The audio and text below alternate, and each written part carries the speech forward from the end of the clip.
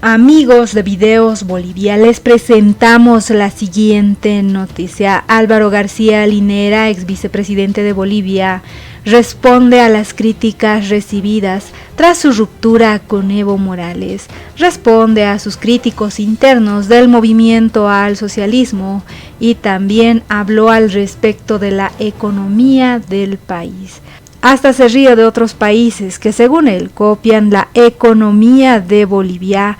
Escuchemos las palabras del ex vicepresidente de Bolivia, quien no quería entrar a la pequeña política de los dimes y diretes. Escuchemos y luego continuamos. El expresidente Evo Morales rompió relaciones con su compañero de fórmula durante 14 años, Álvaro García Linera, luego de que el ex vicepresidente haga referencia a la... ¿Será porque soy indígena o será porque soy real? Somos reales. Los principios y valores que nos dejaron nuestros antepasados. Solo decir gracias, Álvaro. Las críticas surgieron luego de que los roces entre ambos bandos en el partido de gobierno se intensifiquen. Para el ex vicepresidente, a Evo le costó admitir que ya no era presidente del país. Pero por el lado del compañero Evo, y lo digo con mucho cariño, le costó al inicio admitir que él no era presidente. El ver que un compañero suyo esté gobernando y él no esté gobernando, a pesar de que él lo ha elegido, pero no sea gobierno y no se lo consulte, le ha costado asumir. De continuar estas diferencias pueden llegar a divisiones. Y si el MAS se divide,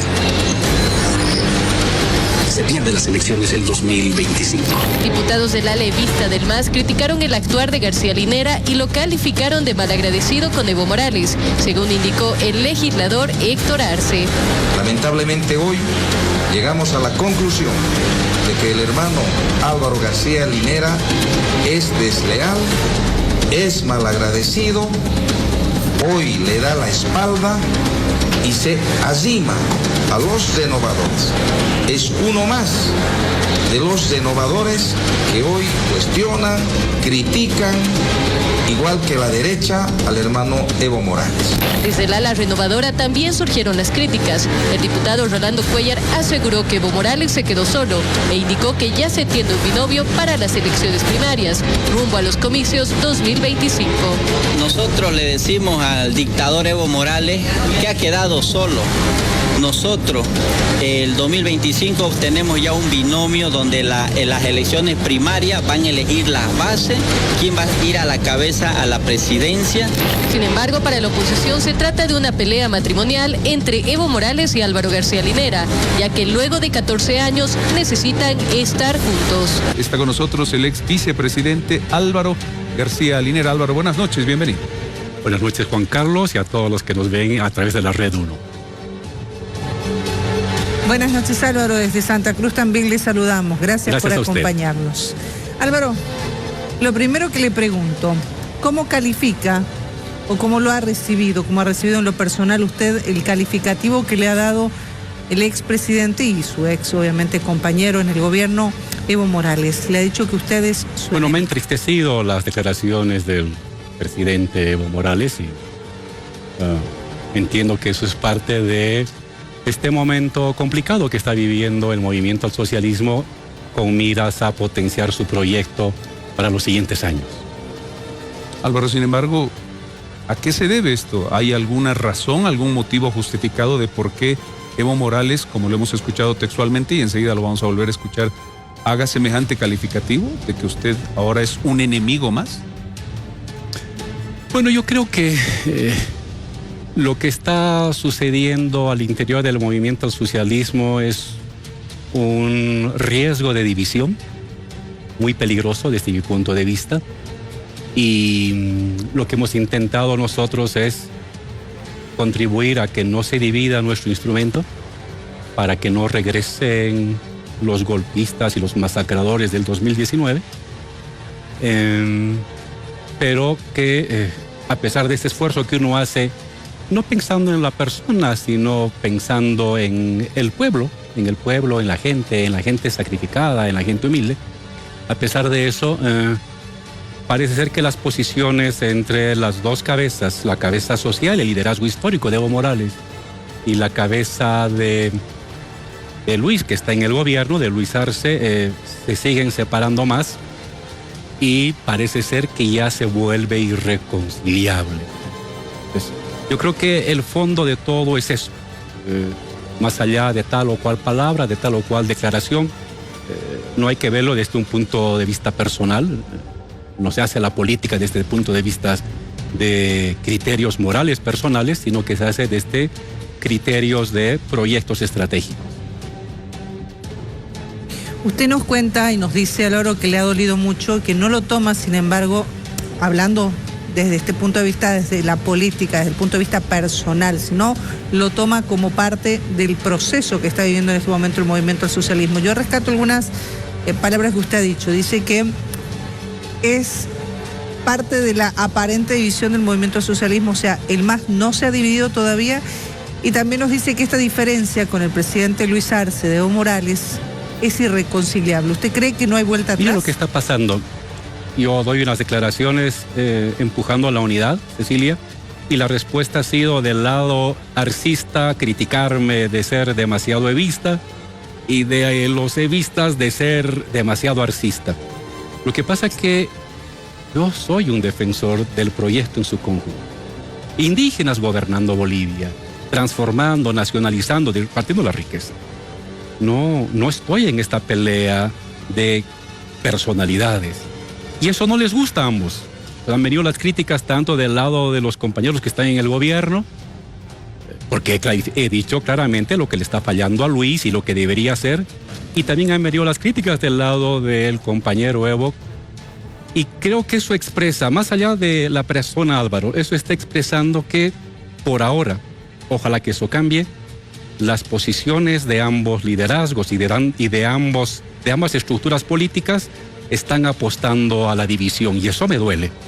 Más allá de lo que digan de mí o me critiquen, a mí me duele de que este proyecto histórico que le ha dado a Bolivia los 14 años más importantes de crecimiento y de justicia social en los últimos 100 años vaya a fracturarse. Eso es lo que me duele, y a pesar de lo que me digan, voy a seguir pugnando porque se unta.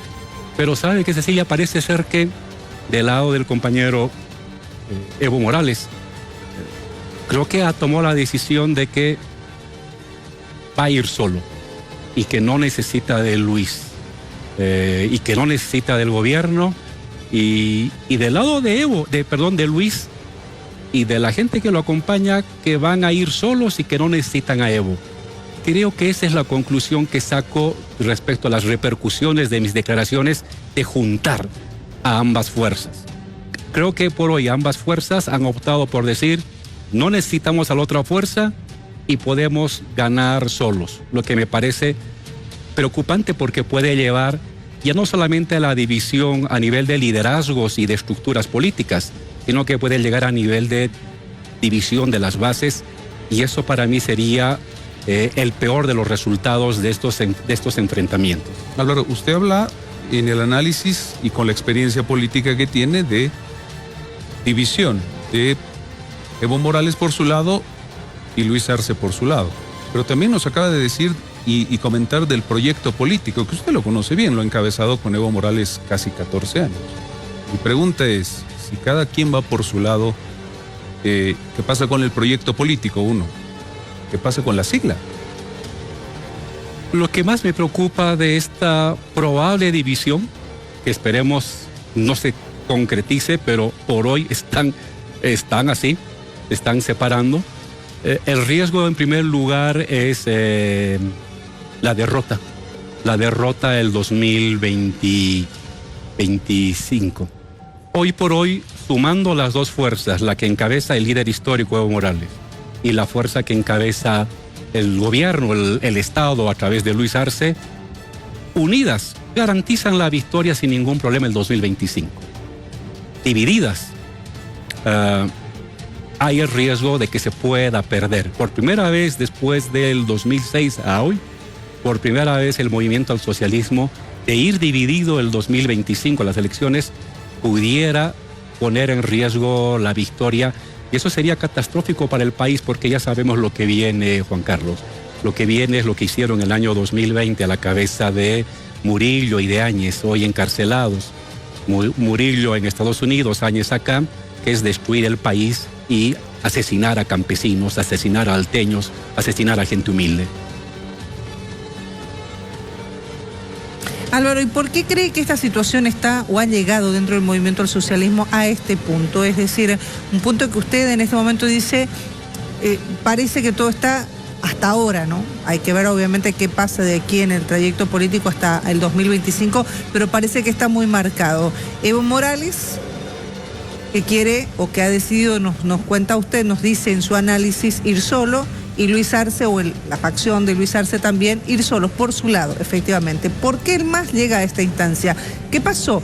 ¿Qué falló? Son varios elementos, pero yo creo que uno de ellos es un mal cálculo político. Creo que ambos estrategas o la gente que acompaña en la elaboración de la estrategia están calculando de que Evo no necesita a Luis para ganar y Luis no necesita a Evo para ganar y que más bien es un estorbo Evo. Y creo que ese es un elemento de error político. Y claro, el gran liderazgo que se construyó desde el 2006 en torno a Evo Morales, que permitió unir todas las fuerzas populares, y luego que el poder de un Estado fuerte, redistributivo, consolidó ese liderazgo, hoy se ha fragmentado. Hay dos cabezas, y entre esas dos cabezas, una histórica y social y la otra más burocrática administrativa, lejos de encontrar mecanismos de acercamiento, cada vez se van distanciando. Y sabe que, Cecilia, yo creo que también aquí hay una falta de análisis político, comenzando desde nuestro presidente, desde Luis, porque le toca a él, y vuelvo aquí a insistir una y otra vez, le toca a Luis dar el primer paso. Le toca a él ir a tocar la puerta de Evo, reunirse, sentarse, aclarar cosas, calmar sus estructuras intermedias que están atacando a Evo de manera inmisericordia. Y le toca a Evo también oír, reflexionar, saber que otro es el presidente, tomarse en cuenta mutuamente y plantearse el 2025 la recuperación del liderazgo indígena en el Estado, pero como parte no de una división, sino como parte de una continuidad de este proceso mejorada. Álvaro, comprenderá usted que por lo que ha significado un gobierno de casi 14 años al frente del partido más importante de la historia del país, así se considera el movimiento al socialismo, sus palabras han generado muchísimas repercusiones. Quiero que escuche lo que han dicho, por ejemplo, diputados del denominado alevista, el diputado Héctor Arce, para ser específicos, con relación a estos últimos criterios que usted ha ido emitiendo. Lamentablemente hoy llegamos a la conclusión de que el hermano Álvaro García Linera es desleal, es malagradecido, hoy le da la espalda y se arrima a los renovadores. Es uno más de los renovadores que hoy cuestionan, critican, igual que la derecha, al hermano Evo Morales. A ver, Álvaro, ¿usted es desleal? ¿Es malagradecido? Perdón, y le complemento algunas cositas para que queden claro. ¿Usted es renovador? ¿Usted es del ala dura? ¿Usted es evista? ¿Usted es arcista? A ver. Yo soy del proceso de cambio. Yo he luchado por este proceso de cambio para que los indígenas gobiernen Bolivia. Y traigo una historia de lucha, de encarcelamiento, de tortura. No soy un recién caído. Pero en todo caso, todo compañero tiene la libertad de decir lo que quiera. Yo respeto lo que dicen los compañeros. Solamente decir a todos ellos, a los que ahorita están en el dice y no dice, y que la política que nos ha llevado al gobierno era la gran política, no la pequeña política. Era la política de los proyectos para la gente. ¿Qué importa, Álvaro? Lo que importa es qué le decimos a la gente, cómo mejoramos la economía, cómo industrializamos, Así hemos llegado al gobierno. Así el movimiento indígena, popular y obrero del año 2006 ha llegado al poder, derrotando a todos los neoliberales, no enfrentándonos entre compañeros. Vuelvo a insistir, hago un llamado cariñoso y respetuoso a todos los militantes. Volvamos a discutir estos temas. ¿Cómo enfrentamos a la derecha? ¿Cómo elevamos los ingresos del Estado? ¿Cómo mejoramos mejoramos la renta dignidad para las personas mayores de 60 años? ¿Cómo hacemos para dar trabajo a los jóvenes que salen de las universidades? Eso discutamos. Lo otro es la pequeña política. Y yo nunca me he metido en ella, no voy a entrar a esa pequeña política y convoco a los militantes del MAS, de las distintas alas. Vayamos a lo central. Miren el espectáculo que estamos dando a la derecha. La derecha nos está viendo de este palco, aplaudiendo a uno, a otro y empujando a uno contra el otro, cuando debería ser la derecha la enjuiciada, la derecha la criticada, la derecha la enfrentada. Y no es así. Entonces, Álvaro es secundario. Álvaro, no importa Álvaro. Lo que importa es el proyecto. Lo que importa es la gente, los 10, los 11 millones de bolivianos. Lo que importa son los indígenas, los comerciantes, los cooperativistas, los vecinos. Hablemos de ellos. Hablemos de cómo mejoramos su vida. En esa política me van a encontrar. En la otra política de pequeña, de los dices y no dices a nivel personalizado, yo me alejo con respeto porque nunca he formado parte de ella, ni pienso formar parte de ella. Por lo tanto, no voy a responder a ningún compañero. Voy a pedirles simplemente, hagan política en serio, hagan política estructural. Háblenle a la gente, no hablen entre ustedes, no hablen por uno respecto al otro, hablen al vecino, al campesino, al obrero, a ellos háblenle. Con ellos se hace la política, con eso ellos hemos llegado al gobierno, con ellos hemos hecho el mejor gobierno de la historia de Bolivia, con ellos hemos sacado al 30% de los bolivianos de la extrema pobreza, con eso hemos nacionalizado y ahora hay que hacer cosas mejores. Discutamos qué es lo mejor que podamos hacer a partir del 2025 para que la gente humilde de nuestro país tenga mejores condiciones de vida. Álvaro, uno de las frases que usted ha dicho y esta noche aquí con nosotros es que le toca a Luis Arce tocarle la puerta, valga la redundancia, a Evo Morales, que es su turno, que es su misión, digamos, en este momento, lo quiero entender así, tocar la puerta. Esto me hace pensar que sería agarrar el teléfono, reunirse o una llamada, digamos, ¿no?, entre ambos. Esto es lo que le cuestionan algunos integrantes del movimiento al socialismo del ala denominada Evista. Por ejemplo, esto decía el diputado Arce en referencia a su reciente análisis y declaraciones. Escuchemos. Y yo me pregunto, después del golpe de Estado han pasado casi 3 años. Hermano Álvaro, dígale al pueblo boliviano, sobre todo a nuestra militancia, ¿cuántas veces usted le llamó al hermano Evo Morales? ¿Cuántas veces usted le buscó para reunirse con el hermano Evo Morales? ¿Cuántas veces usted fue al trópico, a su domicilio, a visitarlo para reunirse, para hablar?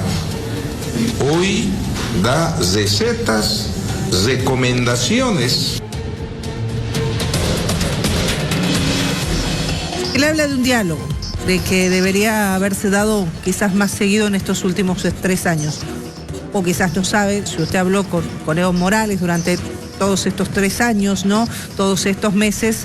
Y si no es así, ¿usted cree que es tiempo de sentarse y dialogar, más aún después de estas declaraciones del fin de semana? Sí, bueno, con el compañero hemos tenido llamadas mutuas de uno y de otro lado y nos hemos visto varias veces, pero no se preocupen de Álvaro, no se preocupen de Álvaro García, preocúpense del pueblo, preocúpense de la unidad de nuestro instrumento.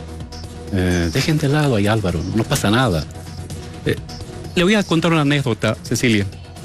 Cuando estábamos en el gobierno, había igual debates muy intensos en gabinete. Y varias veces, porque esa es la forma del debate sindical, del lenguaje sindical de nuestro compañero presidente Evo, había algunos ministros que los calificaba de traidores o de que eran sus enemigos. Y los ministros renunciaban. Y me tocaba a mí por encargo del presidente Evo, ir a las casas de los compañeros ministros, personas muy importantes en nuestra estructura de gobierno, ir a ellos, porque yo era el vicepresidente, y ir a su casa 2 días, 3 días a tomar café, a llevar salteña para hablar y explicar que forma parte del lenguaje intenso que uno tiene en la vida sindical y que había que relativizar el uso de esas palabras. Y al final, después de 3, 4 días, los ministros regresaban. Muchas veces ni la prensa se enteró que renunciaron muy importantes ministros. Le estoy hablando del año 2007, del 2008, del 2009. Por lo menos me ha tocado a mí ir a la casa de unos 8 ministros muy importantes entonces. No. ¿Quiénes, por ejemplo? Pero puedo comentarle ahorita rápidamente al compañero Andrés Solís Rada, pero hay otros más. El compañero Carlos Villegas, en fin. Pero le toca a un miembro del Ejecutivo, al presidente o a su vicepresidente, mejor al presidente, ir donde Evo. Porque para eso no es presidente. Yo no soy autoridad. Luis es autoridad. Evo es autoridad de un instrumento. Les toca, y especialmente a Luis, que es el presidente del Estado, ir, hablar. Compañero, ¿qué está pasando? Ver si se puede conciliar las cosas que se puedan. Y si resulta que sobre eso no hay reconciliación alguna, pues no. Asumir que el proyecto se divide, pero asumirlo de manera franca, de cara a las personas. No a través de los medios, no a través de los dices o los memes, porque eso lo único que hace es mostrar la pequeñez del debate político y la gente le está reclamando a nuestro instrumento debate de altura, debate estratégico. Eso es lo que importa hoy. Ahora, sin embargo, Álvaro, usted lo sabe muy bien, que la política también está regida por señales que se puedan dar en determinado momento. Y en este preciso momento, para la militancia del movimiento al socialismo, me imagino que usted es militante del MAS. Por supuesto. ¿Ok? Para la militante de base. Por supuesto. Ok, no tiene ningún cargo. Ningún cargo. Ok. Como militante de base del movimiento al socialismo, las señales que se están dando en este momento son eso, precisamente de división. Agarrando el ejemplo que usted acaba de dar de lo que se hizo cuando era autoridad y lo que ha pasado coyunturalmente estos días, ¿usted no ha pensado, no ameritaría que usted le dé un telefonazo a Evo Morales y le diga y le explique por qué usted no es su enemigo?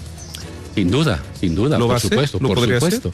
Pero lo que no hay, ahora no importa lo que hable Álvaro, lo que importa es que hable Luis y Evo Morales. Álvaro es secundario. Lo principal es Evo y Luis.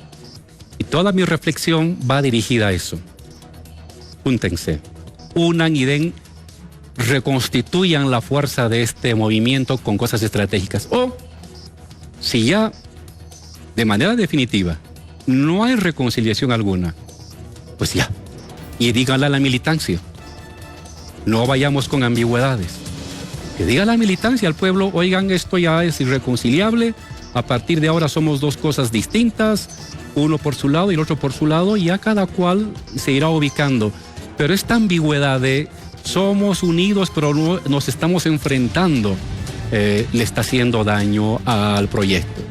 Y una vez que las cosas se definan, o reconstituimos, que es lo que yo deseo, pido, reconstituimos la unidad de nuestro instrumento, o que se defina abierta y claramente y públicamente que son 2 cosas distintas y que a partir de ahora caminarán por espacios paralelos diferentes y el 2025 cada cual irá por su lado a la candidatura y bueno, y sobre eso que los sectores sociales vayan tomando posición.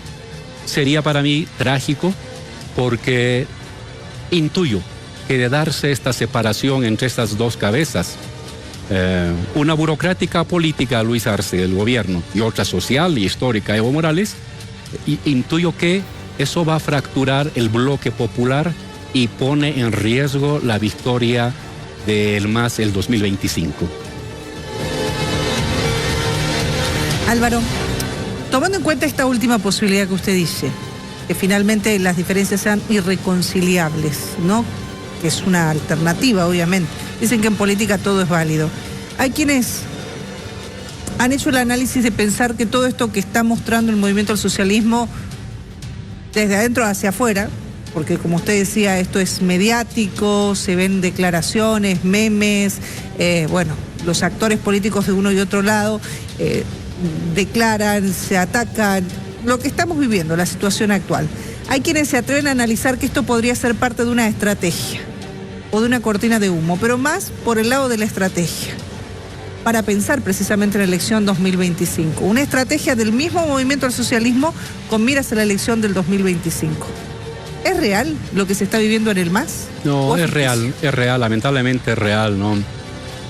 Lo que pasa es que no se puede jugar con las expectativas de certidumbre de la gente. Y estas fisuras que se están produciendo a nivel de los liderazgos, de los aparatos políticos, van a llegar tarde o temprano a la base. Y eso sería catastrófico. Y de hecho, ya las heridas y los resentimientos que se están generando, fíjese el tono de muchos insultos que se lanzan entre compañeros, que hace un año éramos hermanos, eso genera heridas. Y esas heridas tardan en cicatrizar. No es que uno le pone una curita y dice para adelante.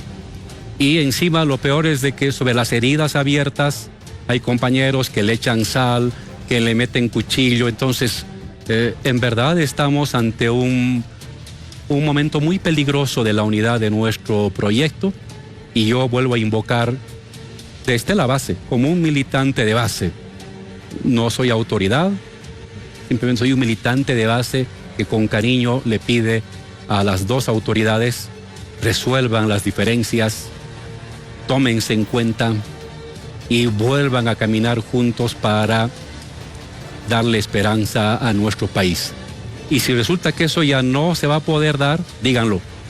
Pero eso de andar hermano presidente y por otra parte apuñalando, no funciona, porque eso genera desconfianza, incertidumbre en la gente de la calle, que ve cómo es que entre compañeros se están sacando la mugre. A mí no me va a ver insultar a ningún compañero, por mucho de que me insulten, porque soy respetuoso de ellos, soy respetuoso de la historia de donde venimos, y quisiera una actitud parecida de nuestros compañeros líderes, ya sea para unirnos, ya sea para diferenciarse, pero respetuosa y transparente frente al pueblo. Álvaro, antes de esa llegada o de ese camino a una división de darse, lo que se cuestiona y se menciona mucho en este último tiempo dentro de lo que está ocurriendo en el MAS es simple y llanamente, y lo pongo así, no es tan simple, pero básicamente es una pelea por el liderazgo. ¿Con miras a qué? Al 2025, a las elecciones. Por un lado Evo Morales, el futuro candidato a la presidencia, y por otro lado el actual presidente Luis Arce, también como candidato a la reelección. Pero hay una solución muy sencilla, Álvaro: las primarias. Para eso se inventaron pues las elecciones primarias, antes de dividirse, cada quien se vaya por su lado. ¿O no es una alternativa a las primarias para el MAS? Es una alternativa a las primarias. La otra alternativa es acuerdos consensuados al interior del Pacto de Unidad y las organizaciones sociales que conforman nuestro instrumento. La otra alternativa es un acuerdo político desde arriba que luego sea validado, refrendado o enriquecido con las bases. Hay muchas salidas. Lo importante es ponerse de acuerdo en torno a esas salidas. Tiene que haber voluntad para la unidad o voluntad para la no unidad. Ojalá que no haya eso. Pero en todo caso, de una manera clara y una vez, este desangramiento de ambigüedades, de estoy pero no estoy, de eres mi amigo pero no eres tan mi amigo, lo que está haciendo es profundizar más las enemistades y profundizar más las divisiones que ya están comenzando a tocar la puerta de sectores de la base, del vecino, de las comunidades, de los sindicatos, y eso sería muy, muy grave. En esta situación que hoy se vive, y para evitar obviamente, me imagino, no llegar a esta instancia, decía usted que las primarias, y daba otra alternativa con miras a lo que serán las elecciones 2025, me atrevo a preguntarle, ¿quién debería ser el candidato del MAS entonces? ¿Debería Luis Arce ir a la reelección? No lo he dicho desde un principio, y fue objeto de crítica de los compañeros llamados arcistas. Este es un proyecto que nació de la mano de indígenas, y hemos llevado y hemos acompañado, y me siento muy orgulloso de que un indígena aymara haya gobernado Bolivia, y tiene que volver a manos de indígenas. En lo personal, no vengo peleando desde ayer. Vengo peleando desde hace 30 años atrás para que indígenas, aymaras, quechuas gobiernen nuestra querida patria.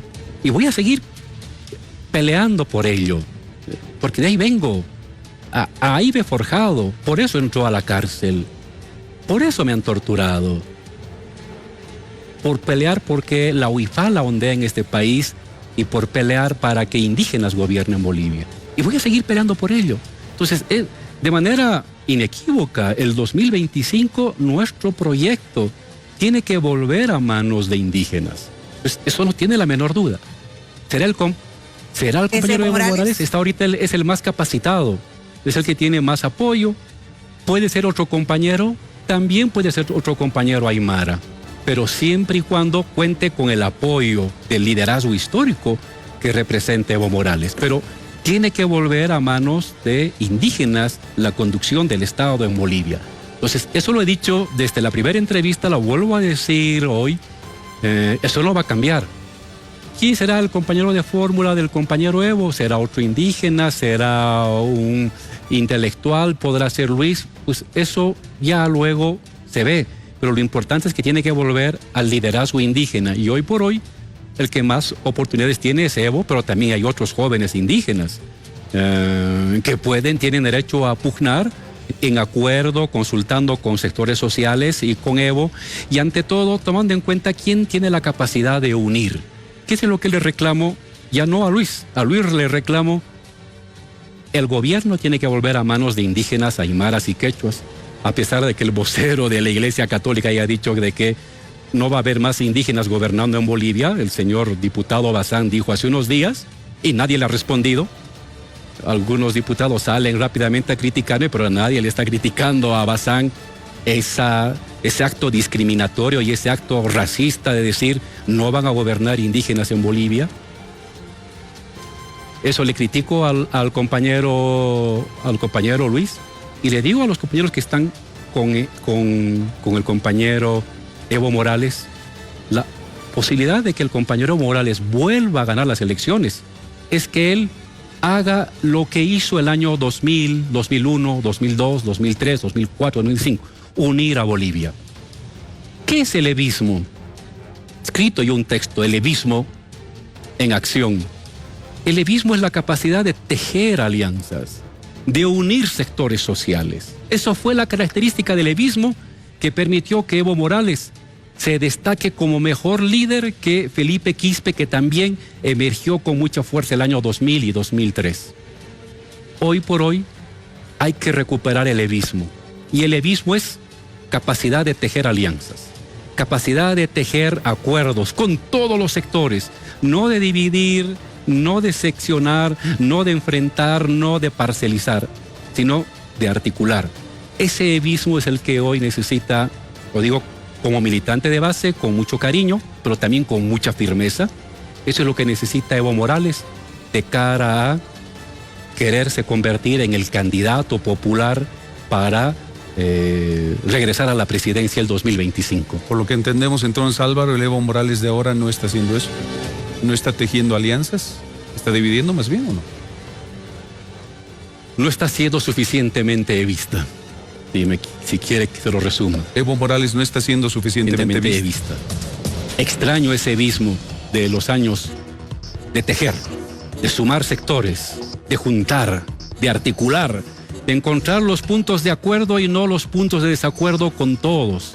Eso llevó primero a que Evo Morales sea el líder histórico, que lo disputaba con Felipe Quispe, y luego en segundo lugar de que sea el primer presidente indígena, y en tercer lugar de que gobierne 14 años. Usted hablaba, Álvaro, de indígenas, y me permito preguntarle, hablando de indígenas y esas posibilidades, ¿usted le gustaría, en ese deseo de que un indígena vuelva a gobernar Bolivia? Sí. ¿Y qué le parece David Choquehuanca, el actual vicepresidente? Es una opción abierta, y está también el compañero Andrónico Rodríguez, y está también algún compañero aymara del Alto o un compañero quechua. Está abierto, pero también hay que ver en ese espectro de posibilidades de indígenas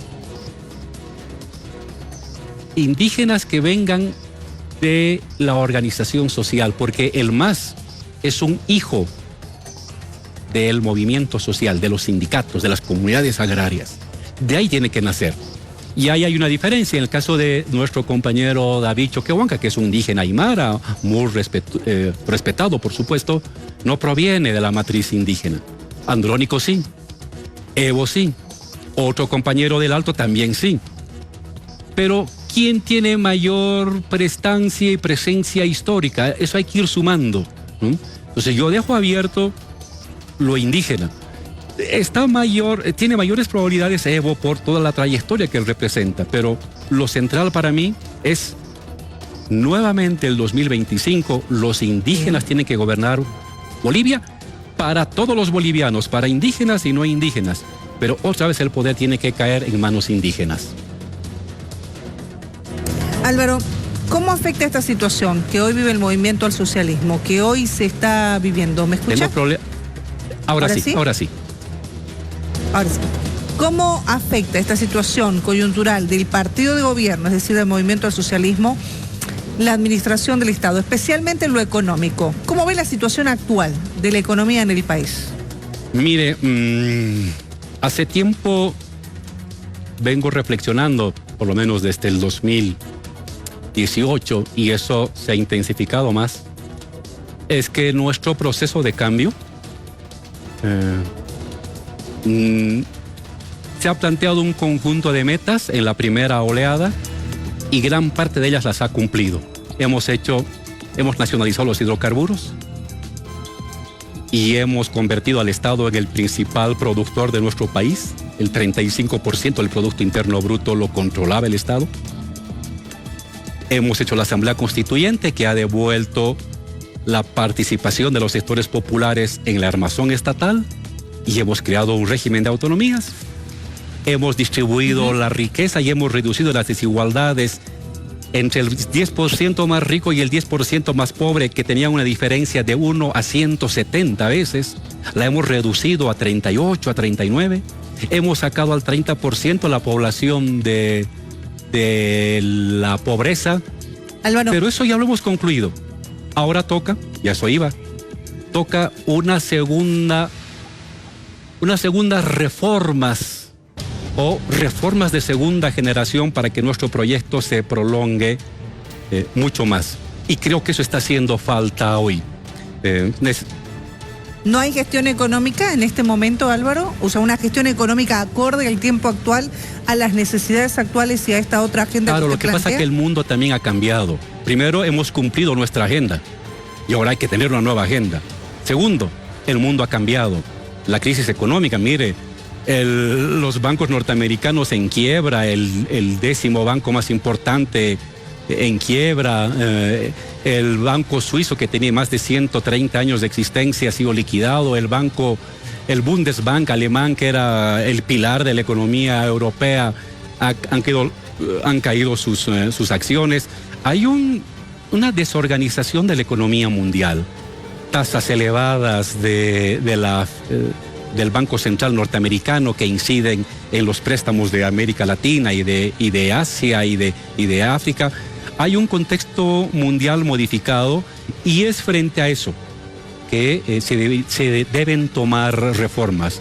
Yo había pensado que estas reformas podían postergarse para el 2025, pero cada vez estoy pensando que una parte de estas reformas necesarias para enfrentar el nuevo contexto internacional adverso y caótico y las nuevas necesidades nacionales tienen que ser adelantadas en los siguientes meses. Es decir, necesitamos unas reformas de segunda generación del proceso de cambio, una parte ahora y las principales a partir del 2025. Álvaro, hablando de ese contexto, que creo que es conocido, pandemia de por medio, contexto nacional e internacional sobre todo, que acaba de describir y mencionar, ¿usted considera que bajo esa circunstancia el modelo económico que ha llevado durante tanto tiempo el movimiento al socialismo está agotado?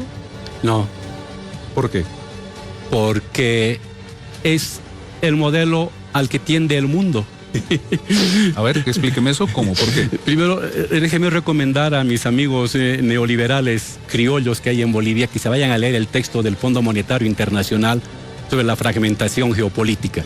Es un mar de lágrimas de lo que está pasando en el mundo y de cómo la globalización se está fragmentando en zonas, cómo está renaciendo el nacionalismo económico, así le llaman, y cómo están resurgiendo políticas de industrialización, de presencia del Estado, de subvenciones a la economía.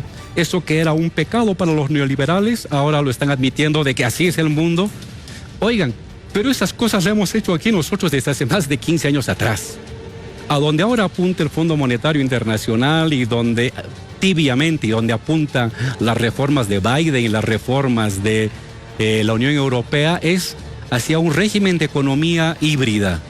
Mercado interno, mercado externo, redistribución de la riqueza, apoyo a la industrialización, papel protagónico del Estado en la economía, de manera directa o de manera indirecta con los empresarios. ¿Esa es la corrupción? Este es el único modelo que ahora hay en el mundo. Se está cayendo a pedazos y ni con salivita van a pegar los retazos del neoliberalismo en el mundo. Y lo que está surgiendo es este tipo de modelo híbrido, que combina lo externo con lo interno, que combina Estado con sector privado. Y eso es lo que hemos hecho nosotros, solamente que ahora necesitamos un nuevo empuje.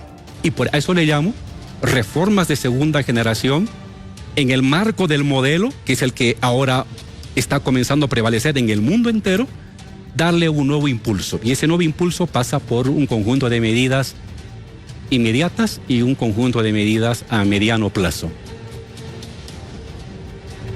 Álvaro, a ver, hablando un poco en sencillo para la gente, para la población en su conjunto, en Bolivia, ¿no? Porque obviamente hablamos de números, de macroeconomía, y muchas veces la gente lo que percibe es el día a día. Incluso hace un par de semanas atrás, y ante esta situación que se vive con el tema de los dólares, el propio ministro de Economía aceptó que lo que ha habido y sigue habiendo, porque es lo que se ve, es una iliquidez de dólares en el país.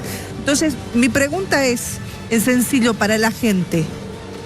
¿Está bien o está mal la economía en el país en este momento? Obviamente, en su análisis, tomando en cuenta lo externo, lo que está pasando, las calificaciones que ha recibido Bolivia también de entidades internacionales en el sentido económico y macroeconómico, el tema de las reservas, obviamente, internacionales. ¿Cómo está la economía hoy desde su visión, Álvaro? La economía está enfrentando problemas imprevistos del contexto internacional y hay que remontarlos. Primer problema, falta de liquidez en el acceso a dólares. ¿Se puede? Eso no se vio en el gobierno de ustedes. Por un motivo, Cecilia, que es que cuando estábamos nosotros, el Estado, fruto de las nacionalizaciones, exportaba el 57% de todas las exportaciones.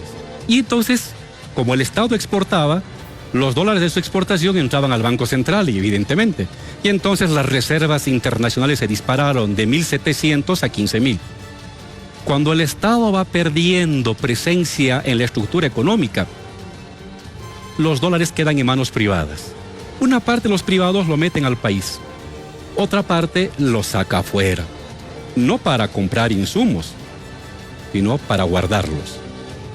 Algunos los han sacado en lo que se llamó estos temas de los paraísos fiscales, que fue estudiado por la Asamblea Legislativa el 2016-17, y otros hoy por hoy lo están sacando del país porque las tasas de interés del dólar en Bolivia, respecto a las tasas de interés si uno guarda sus dólares, los empresarios guardan sus dólares, algunos de ellos en el extranjero, es en Estados Unidos del 5.5. Entonces dicen, saco mis dólares de Bolivia y me los llevo a Estados Unidos. Eso no lo hace el pueblo o el pequeño comerciante, no tiene el mecanismo, lo hace el gran exportador.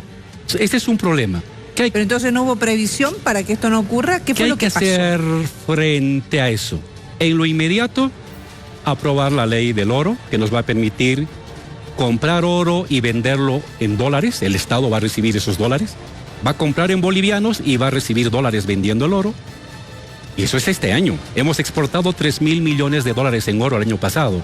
Por lo menos 1.000 o 2.000 podían haber sido introducidos al circuito del Estado si el Estado exportaba o vendía ese oro, pagando el mismo precio que ahorita el comerciante paga a los cooperativistas. No se toca el precio a los cooperativistas, simplemente se toca quién es el titular de la venta al extranjero, un privado, comercializador o el Estado. La segunda cosa, aprobar los créditos en la Asamblea. Tenemos 1.400 millones de dólares de créditos, de los cuales 1.000 millones, 1.050, son de disponibilidad del Tesoro General del Estado para rápidamente resolver los temas de iliquidez, que es la segunda medida. La tercera medida, controlar muy rápidamente el contrabando de hidrocarburos hacia el extranjero. Hay un excesivo contrabando y ya brutal de cisternas, se dice, a países externos. La cuarta medida es, hay que sentarse con los empresarios. Y al viejo estilo de Evo y Álvaro del año 2011 con los banqueros. Les tenemos una noticia buena y les tenemos una noticia mala. La noticia, ¿cuál quieren primera? La noticia buena. La noticia buena, ¿cuál es? No vamos a establecer control del comercio exterior, porque lo podemos hacer. Es decir, el Estado puede obligar a todos los exportadores a que cualquier exportación que va al extranjero pase obligatoriamente las divisas por el Banco Central. Esa va a ser la noticia buena.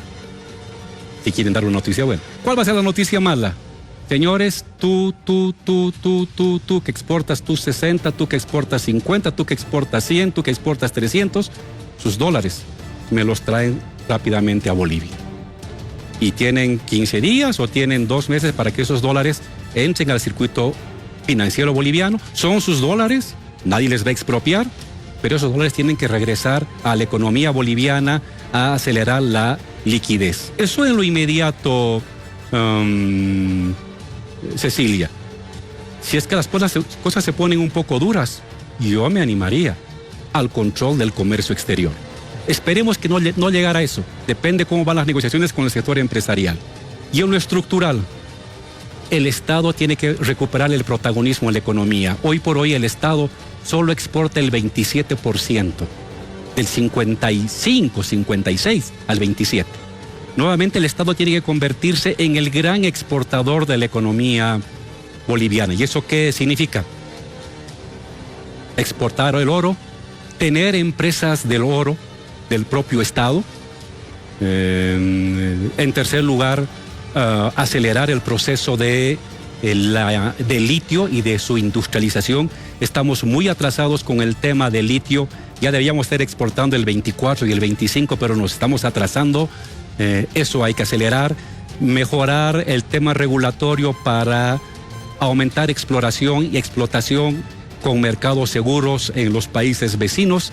Es decir, un conjunto de medidas que van a tener una repercusión en los siguientes año y medio, 2 años que tengamos por delante. Me llama la atención, Álvaro, que cuando usted habla de esas que son recomendaciones, sugerencias suyas, no mencione los hidrocarburos, que en su momento fueron pues el sostén del país, el boom, la época de las vacas gordas, así como se la denominaba por los enormes ingresos y precios, evidentemente, y que en este momento es un desangramiento a nuestro país porque la subvención va creciendo.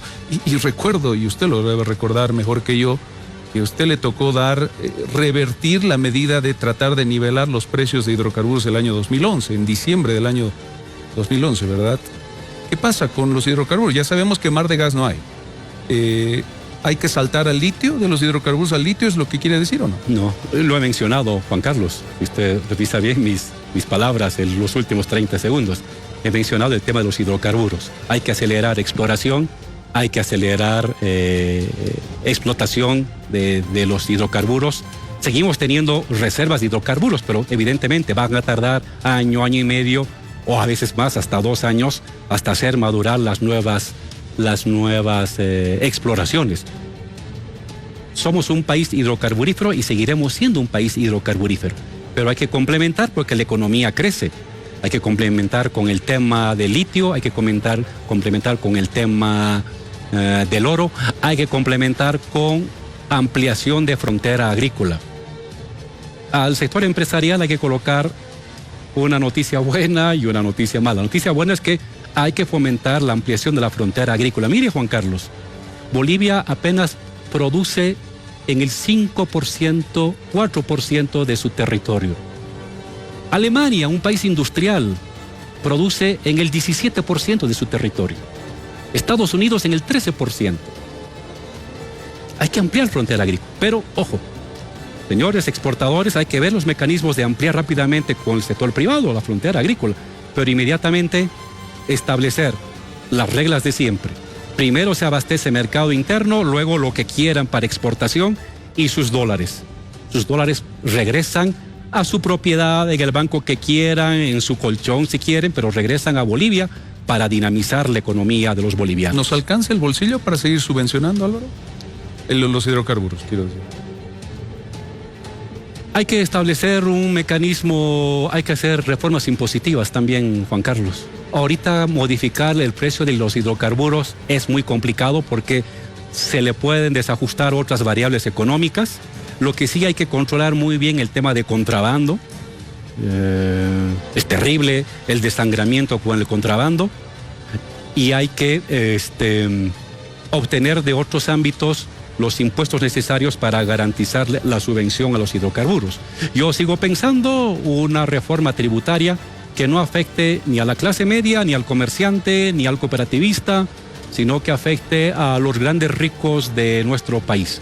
Entonces también una reforma tributaria en estos momentos de complicaciones internacionales para garantizar de que se mantenga el precio de los hidrocarburos subvencionados. Te doy un dato, Juan Carlos. A ver. No somos el único país que subvenciona los hidrocarburos. Alemania, España, Francia, Italia subvencionan en promedio entre el 3 y el 5% de su Producto Interno Bruto el precio energético, el precio de los energéticos en su país. Es decir, el mundo está tomando medidas para subvencionar los energéticos en este momento de disparada de los precios del petróleo y del gas a nivel internacional. Bolivia no es una excepción. No es una anomalía económica. El mundo está comenzando a subvencionar los energéticos, claro, pero y Álvaro, Bolivia tiene que hacerlo. El otro día el ministro de Economía le dijo al gobierno de Evo Morales, precisamente, donde usted era el vicepresidente, que poco se hizo para que ese dinero, esa enorme cantidad de dinero que entraba por los ingresos de hidrocarburos, se lo reinvierta para que no pasemos esta situación de vacas flacas, es decir, para que los hidrocarburos nos sigan dando de comer. Siempre va a ser necesario más inversión en exploración y en explotación. Nunca va a ser suficiente. Pero también tome en cuenta lo siguiente, y este es un dato que los economistas saben.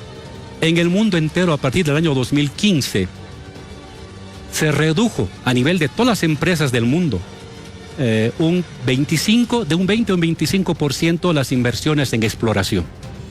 Y eso también repercutió en Bolivia, en la propia actitud de las empresas extranjeras que cumplen servicios en Bolivia. Todo el mundo vivió un periodo de bajón de inversiones en exploración y Bolivia no fue la excepción. Pues ahora hay que remontar rápidamente eso, como también está sucediendo en el mundo entero.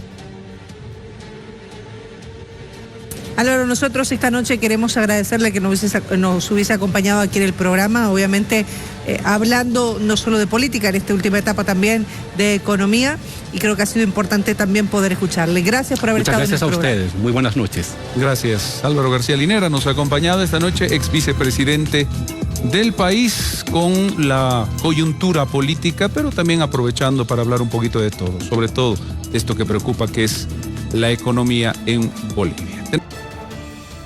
Esas fueron las palabras de Álvaro García Linera, quien decía: traigo una historia de lucha y no soy un recién caído.